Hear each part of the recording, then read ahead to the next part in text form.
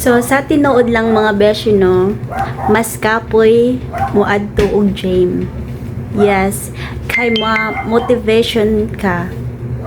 Yeah, na kung sa balay ra ka mag-exercise, pura kag tanga. Yes, beshi ko, pura kag tanga. Parehan ako, mag-exercise ko sa balay, pero laay siya.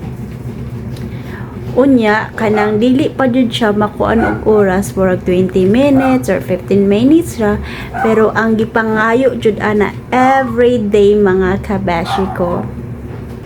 It's 40 minutes jud to 1 hour jud na siya dapat mag-exercise kay mukaon ta sa usa ka adlaw, mukaon ta og tulo or more than ana og magkanang kuanta og daghan kaayo tang kaunon nga mga kanang mga junk nga food na ato ibutang sa ato ang tiyan.